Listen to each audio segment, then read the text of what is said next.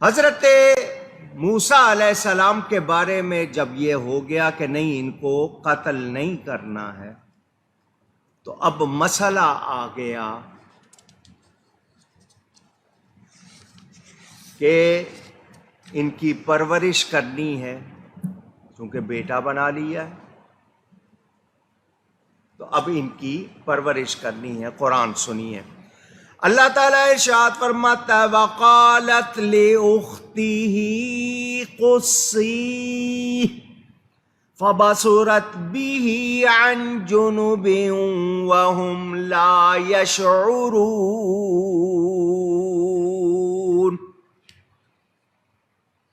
اور اس کی ماں نے اس کی بہن سے کہا اس کے پیچھے چلی جا، تو وہ اسے دور سے دیکھتی رہی اور ان کو خبر نہیں تھی۔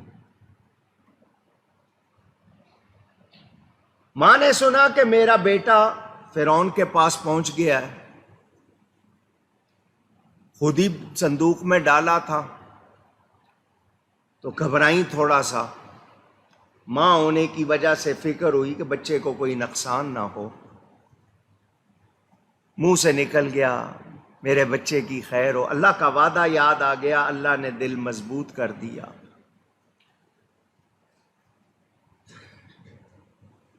موسیٰ علیہ السلام کی بہن کو ماں نے کہا، ماں نے اپنی بیٹی کو جاؤ دیکھو فرعون کے پاس پہنچا ہے، دیکھو کیا ہوتا ہے۔ وہ ہجوم میں آ گئی مگر کسی کو خبر نہیں تھی، پردے دار تھی، اس طرح نہیں چلی گئی تھی جس طرح آج کی عورتیں چلی جاتی ہیں، چادر اوڑھ کر گئی تھی۔ تحقیق کے لیے کہ ہوتا کیا ہے، اعلان کیا ہوتا ہے، فرعون کیا کرتا ہے، اس کو دیکھنے کے لیے آئی۔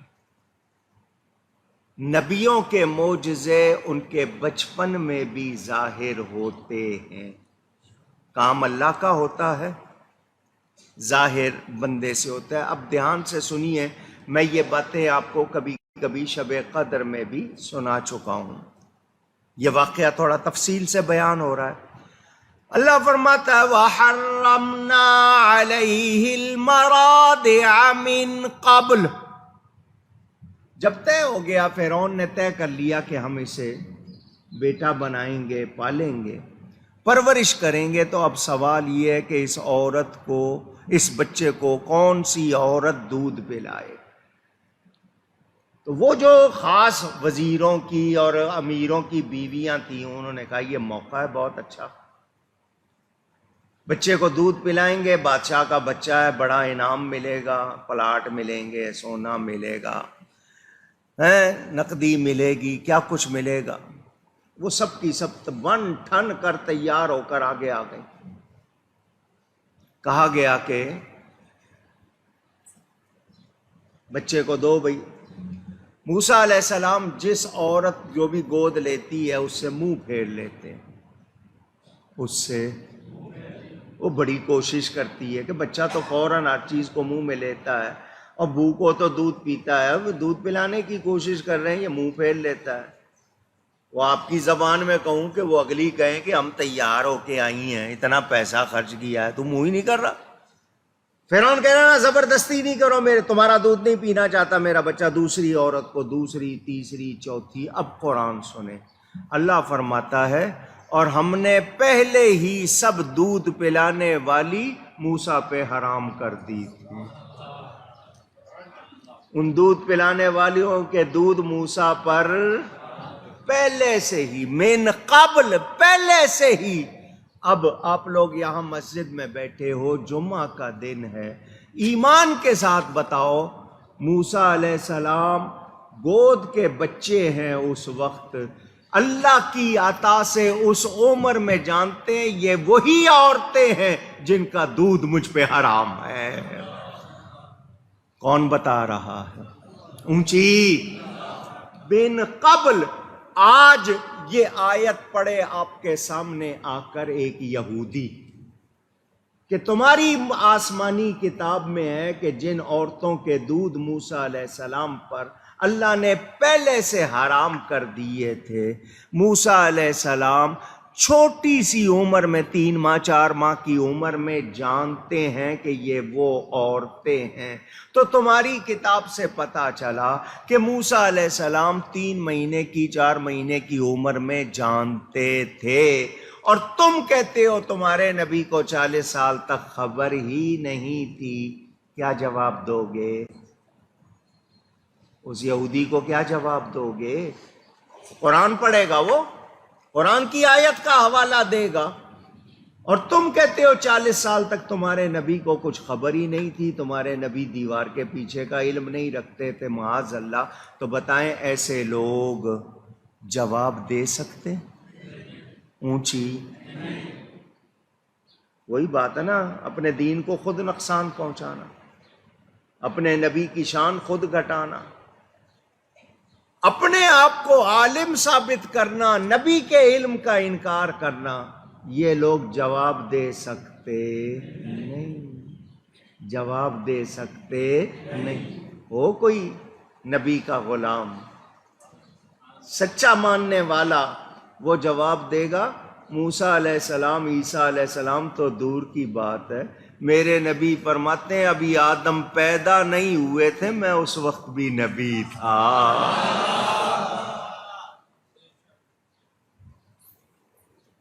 میرا یہ موضوع نہیں، ورنہ میں صرف آپ کو اسی پہ باتیں سنا۔ حضور صلی اللہ علیہ وسلم فرماتے ہیں میں اس پتھر کو جانتا ہوں، صحیح حدیث، اس پتھر کو کہ میں اعلان نبوت سے پہلے اس کے پاس سے گزرتا تھا تو وہ مجھے سلام کرتا تھا، کیا کہہ کے؟ السلام علیک یا رسول اللہ۔ دھیان سے سنو، ابھی اعلان نبوت نہیں کیا ہے، پتھر جانتا ہے میرے پاس سے کون گزر رہا ہے۔ پتھر کا علم مان لو، نبی کا علم نہ مانو، کیسے لوگ ہو؟ پتھر کو پتا ہے میرے پاس سے اللہ کا رسول گزر رہا ہے، خود رسول کو خبر نہیں ہے؟ پوچھ رہا ہوں۔ یہ لوگ جو نبی کے علم کا انکار کرتے ہیں، ان کی کتابوں میں لکھا ہے حضرت سیدنا غوث اعظم رضی اللہ تعالی عنہ جب پیدا ہوئے 1 رمضان کو پیدا ہوتے ہی روزے رکھے۔ 1 دن کے بچے کو پتا ہوتا ہے یہ مہینہ رمضان کا ہے، روزہ کس کو کہتے ہیں؟ پوچھ رہا ہوں۔ نبی پاک صلی اللہ علیہ وسلم کے 450 سال بعد پیدا ہونے والے نبی کے بچے کی یہ شان ہے، اس کو پتا ہے یہ رمضان ہے، اس میں روزے فرض ہیں۔ روزے کی تعریف یہ ہے کہ صبح سے لے کے شام تک کچھ نہیں کھانا پینا۔ 1 دن کی عمر میں جب نبی کے بچوں کی یہ شان ہے، میرے نبی کی کتنی شان ہو، مگر انہوں نے ماننا انکار۔ اللہ فرماتا ہے ہم نے ان دودھ پلانے والیوں کے دودھ دائیاں موسیٰ پر حرام کر دی تھی من قبل، پہلے سے ہی۔ ابھی یہ بس صرف یہ سن لیں، باقی تفصیل آئندہ۔ فقالت هل ادلکم علی اہل بیت یکفلونہ لکم یکفلونہ لکم وہم لہ ناصحون۔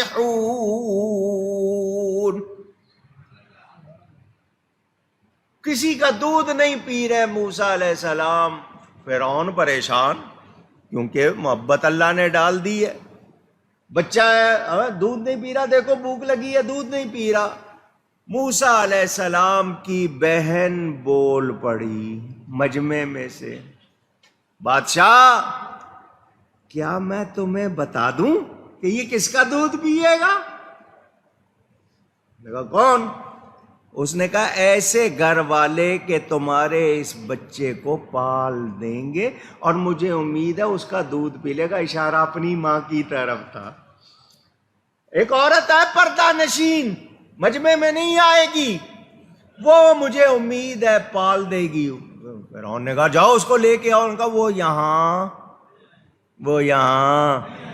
بیٹی آئی، ماں چل تجھے تیرا بیٹا دلاؤں، ماں نے کہا میں نہیں جاؤں گی، اللہ نے کہا وہ لائے گا، اللہ نے وعدہ کیا وہ لائے گا، میں نہیں جاتی۔ اس عورت نے آ کے کہا موسیٰ علیہ السلام کی بہن نے وہ پردہ نشین ہے، یہاں نہیں آئے گی۔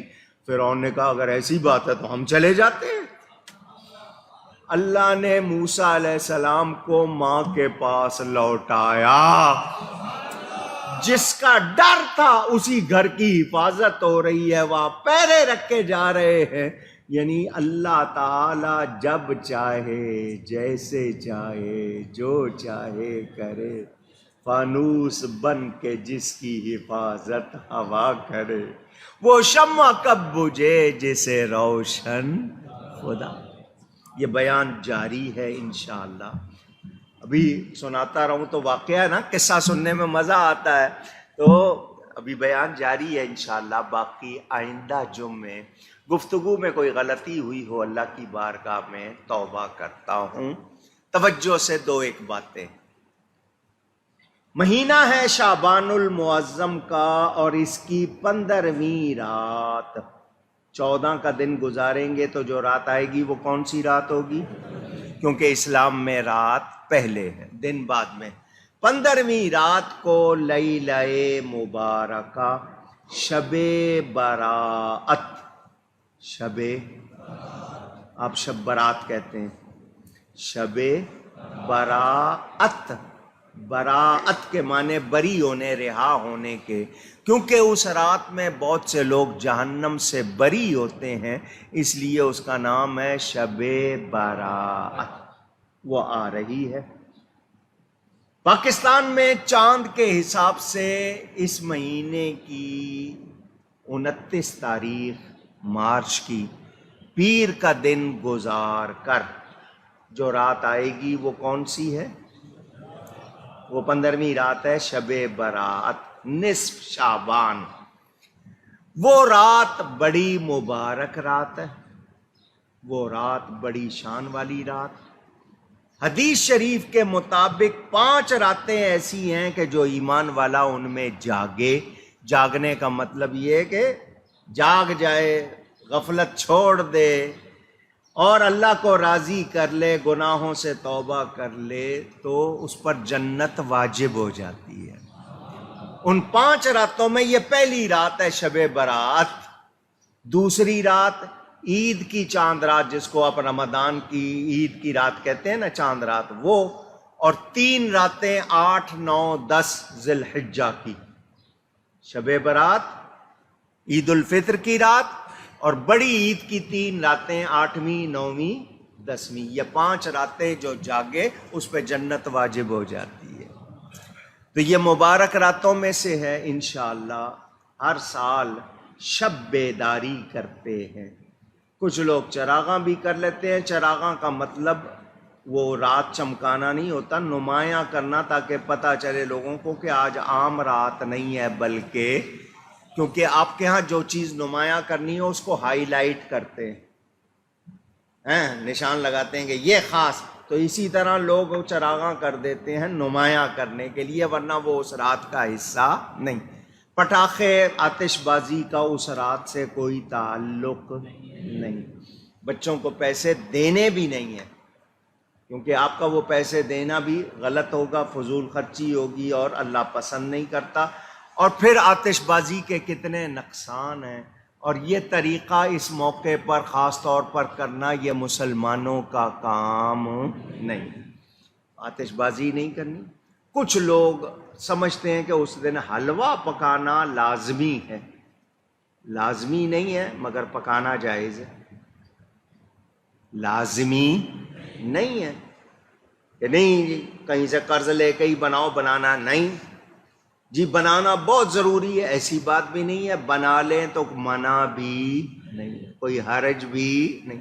میٹھا ہے، مومن میٹھے کو پسند کرتا ہے، مومن خود میٹھا ہوتا ہے، میٹھے کو پسند کرتا ہے۔ یہ اور بات ہے کہ شوگر کی وجہ سے پرہیز کرنے لگ جائے، ذیابیطس ہو جاتی ہے، بیماری ڈائبیٹک ہو جاتے ہیں، لیکن میٹھا اس دن بنانا منع بھی نہیں ہے۔ قبرستان جانا، کیونکہ نبی پاک اس رات خاص طور پر گئے تو لوگ جاتے ہیں، مرد جائیں گے، عورتیں نہیں جائیں۔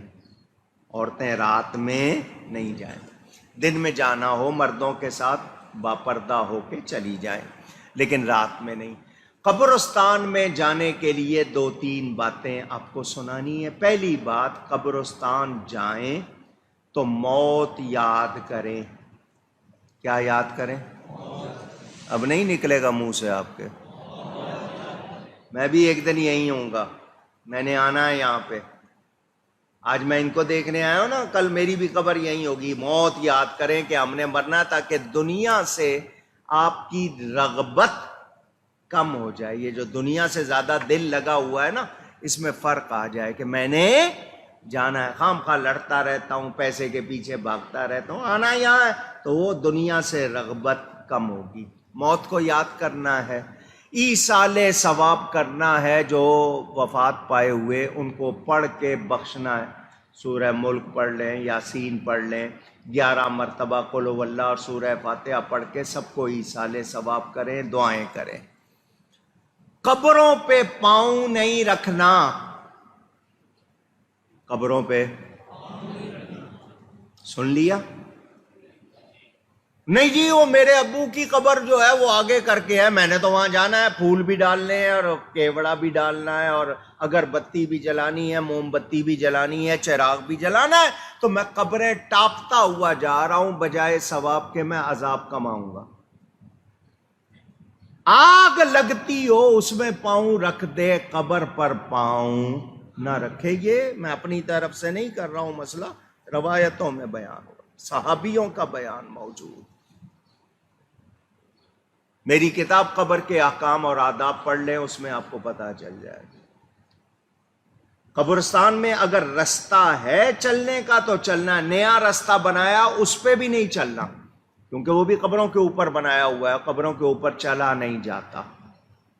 جس طرح آپ کو تکلیف ہوتی ہے اسی طرح مردے کو تکلیف ہوتی ہے اور آپ کو گناہ ہوتا ہے۔ تو قبرستان میں اگر بھرا ہوا ہے اور رستہ نہیں ہے تو قبرستان میں جائیں، دروازے کے اندر کھڑے ہو کے سب کو سلام کر کے وہیں فاتحہ کر دیں۔ آپ کہیں گے جب دفنانا ہوتا ہے اس وقت، وہ مجبوری ہے کہ اس وقت قبروں پہ اگر پاؤں آ رہا ہے، کچھ آ رہا ہے، وہ مجبوری ہے، وہ بھی سب لوگوں کے لیے نہیں جنہوں نے دفنانا ہے۔ مگر ویسے جائیں تو قبروں پہ پاؤں نہ رکھیں۔ کیوڑا ڈالنا، گلاب کا عرق ڈالنا، قبر والے کو اس سے کوئی فائدہ نہیں ہے۔ آپ کہیں گے خوشبو کے لیے ڈالتے ہیں، تو جو وہاں لوگ موجود ہیں ان کو عطر لگاؤ۔ اور اگر آپ کا مقصد ہے کہ نہیں اس سے خوشبو آئے گی، قبر جو ہے نرم پڑے گی، تو کوئی نہیں، اس میں پانی ڈال دیں آپ صرف۔ کیوڑا ڈالنا، گلاب کا عرق ڈالنے سے کوئی فائدہ اونچی۔ اللہ والوں کے مزارات گلاب کے عرق سے اگر وہ دھوئے جاتے ہیں تو وہ تبرک بنتا ہے۔ عام قبر پہ پانی ڈال دو، کیوڑا، گلاب کا عرق، وہ جتنے پیسے کا اتنے پیسے کسی غریب کو دے دو، کھانا کھلا دو، اور اس کا ثواب اس میت کو پہنچا دو، وفات پائے ہوئے شخص کو پہنچا دو، اس کا زیادہ فائدہ ہے۔ قبر پر موم بتی، چراغ، اگربتی نہیں جلانی۔ آگ ہے نا، بدشگونی ہے۔ سائڈ پر کہیں اگر چراغاں کرنا ہے سائڈ پہ کر دیں، ورنہ وہاں بلب لگے ہوئے ہیں آج کل، تو اگر اگربتی خوشبو کے لیے لگانی ہے تو کہیں سائڈ پہ لگائیں، قبر کے اوپر اونچی نہیں لگانی، اس کا قبر والے کو کوئی فائدہ نہیں ہے۔ وہ کام کریں۔ آپ پھول ڈالتے ہیں، پھول تازہ جب تک رہیں گے، وہ تسبیح پڑھتے ہیں، وہ قبر والے کو فائدہ دیں گے۔ آپ نے کوئی تازہ شاخ رکھ دی، وہ جب تک سوکھے گی نہیں، تسبیح پڑے گی، اس سے وہ اس کو خوشی ہوگی، فائدہ ہوگا۔ حضور صلی اللہ علیہ وسلم نے 2 قبروں والوں پر عذاب ہوتے دیکھا، تازہ شاخ لگا دی، فرمایا جب تک یہ ہری رہے گی، تر رہے گی، قبر والوں کے عذاب میں کمی ہوگی۔ کیوں؟ کہ وہ تسبیح پڑھتی ہے، جب وہ سوکھ جائے گی تسبیح پڑھنا بند ہو جائے گی۔ تو پھول لگا دینا، شاخیں رکھ دینا تازہ، وہ اور بات ہے، لیکن کیوڑا، گلاب، یہ چیزیں نہیں ڈالنی، اگربتی نہیں۔ قبرستان جائیں، آداب کا خیال رکھیں، موت کو یاد رکھیں، غلط کپڑوں میں نہ جائیں، تصویر والے کپڑے پہنے ہوئے ہوں، یا عورت جائے بے پردہ تو قبر والوں کو کوئی فائدہ نہیں۔ گھروں میں ایصال ثواب کریں، نوافل پڑھیں، توبہ کریں، ایک دوسرے سے معافی چاہیں۔ پہلے گھر والوں سے، ہم باہر والوں سے تو چاہ لیتے ہیں، گھر والوں سے شرم آتی ہے۔ ساری دنیا کو میسج بھیجیں کہ ساتھ بیٹھے ہوئے جو ان سے معافی نہیں۔ سچے دل سے اللہ سے بھی معافی چاہیں، آپس میں بھی ایک دوسرے کو راضی۔ نوافل پڑھیں، عبادت کریں، جو نیکی ہو سکتی ہے کریں۔ انشاءاللہ اس رات کے حوالے سے فضائل، مسائل، واقعات یہاں بیان ہوں گے۔ آپ لوگ اپنی اپنی مسجدوں سے نماز پڑھ کے یہاں 10 بجے تک پہنچ جانا۔ 10 بجے آ جائیں گے تو میں 5-10 منٹ بعد یہاں بیان شروع کر دوں گا۔ بیان ہوگا، آپ کے لیے شیرینی کا اہتمام ہوگا، اس کے بعد صلاۃ التسبیح پڑھی جائے گی، دعا ہوگی، آپ لوگ شب بیداری، یہاں مرکزی اجتماع ہوگا۔ باقی دنیا والے کیمرے کے ذریعے دیکھ لیں گے، جو یہاں ہیں وہ تشریف لائیں۔ عورتوں کے لیے پردے کا انتظام، تو انشاءاللہ شب برات میں یہاں مرکزی اجتماع ہوگا۔ اس سے پہلے آپ لوگ آپس میں ایک دوسرے سے، رشتہ داروں سے، پڑوسیوں سے، دوستوں عزیزوں سے معافی چاہ لیں۔